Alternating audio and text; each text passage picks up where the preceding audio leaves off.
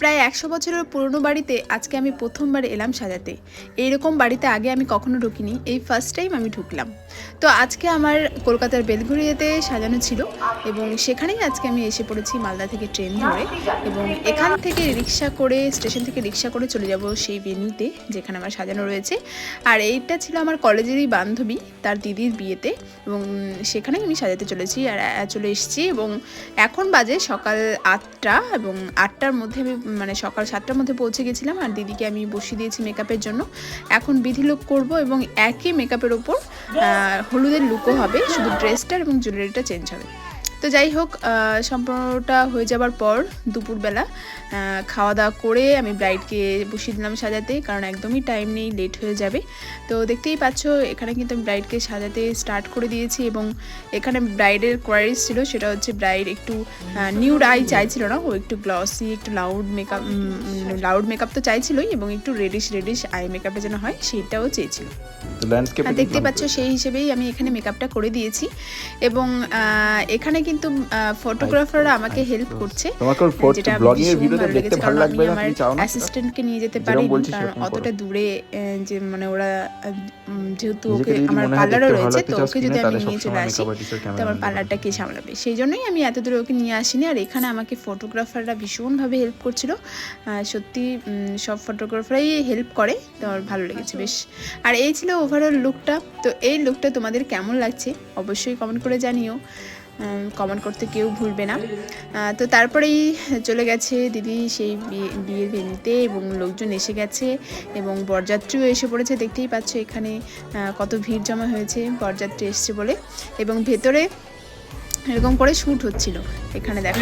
আর আমি একা একা বোর হচ্ছিলাম, তো কী করবো, ওদের সঙ্গে চলে গেলাম।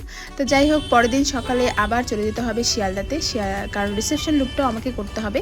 এবং শিয়ালদাতে ছিল সেই বাড়ি, সেই পুরনো বাড়ি, একদম বনেদি বাড়ি যেরকম পুরনো হয়। আগে আমি কলেজ যখন পড়তাম তখন আমি এখান দিয়ে যেতাম টিউশন পড়তে, কিন্তু ভেতরটাতে ওরকম করে কখনো ঢোকা হয়নি কিংবা থাকাও হয়নি। এই ফার্স্ট টাইম আমি ঢুকলাম এবং থেকেওছি। আর দেখতেই পাচ্ছ এখানে রিচুয়ালস শুরু হয়ে গেছে, এবং তারপরেই আমরা সবাই ফ্রেশ ট্রেশ হয়ে খাওয়া দাওয়া করেছি, এবং রাতে সবাই মিলে আড্ডা মারছিলাম।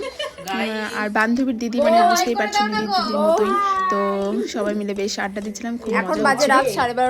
আর এই দেখো আমি ভীষণ টায়ার্ড লাগছে আমাকে দেখতে, কারণ আমি ট্রেন জার্নি করে এসেছি, তারপর এবার পরের দিন রাতে ঘুম হয়নি বিয়ের দিন। তো যাই হোক, রাতের বেলায় আবার আমরা ফাইনালি শোয়ার একটা ব্যবস্থা হয়েছে, ভালো ব্যবস্থা হয়েছিল। পাশেই একটা দাদার বাড়ি ছিল এবং সেখানেই আমরা শুয়ে পড়েছি, আরও বোনেরা ছিল, তো বেশ মজাই হয়েছে। তো তারপরের দিন ভাত কাপড়ের লুক করেছি এবং চলে যাচ্ছি এখন দুপুরবেলা খাওয়ার জন্য সেই লজে, এবং সেখানেই ভাত কাপড় হবে। এই দেখো ভাত কাপড়ের লুকটা, তো এই লুকটা তোমাদের কেমন লাগছে সেটাও কিন্তু কমেন্ট করে জানিও। এবং এখানেই আমরা এখন লাঞ্চটা সেরে নেব, তারপর চলে যাব রিসেপশনের লুকটা সাজানোর জন্য।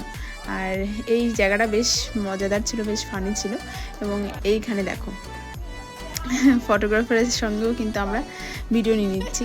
আর সত্যি কথা বলতে, যখন আমি কোথাও একটু দূরে সাজাতে যাই তখন না মানে ফটোগ্রাফারদের সঙ্গে একটা ভাব হয়ে যায়, কারণ একা একা বোর হই, সেই জন্য ওদের সঙ্গে একটা বন্ধুত্ব হয়ে যায়।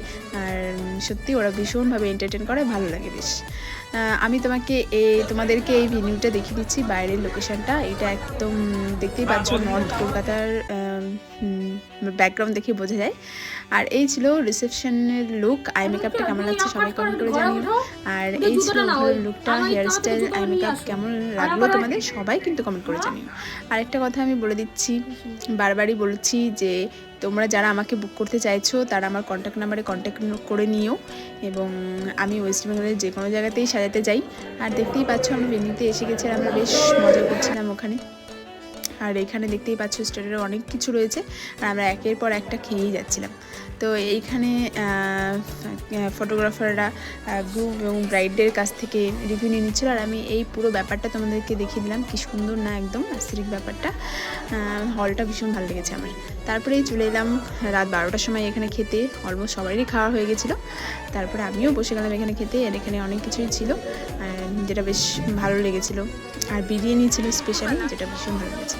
ব্রাইডের কাছ থেকে রিভিউটা জানা যাক কেমন লেগেছে। খুব সুন্দর, খুব সুন্দর করে তুমি 2 দিন আমাকে সাজিয়েছো, ঠিক আছে? প্রত্যেকটা সাজি সুন্দর, সবাই খুব ভালো বলেছে, আমি ভীষণ ভীষণ খুশি।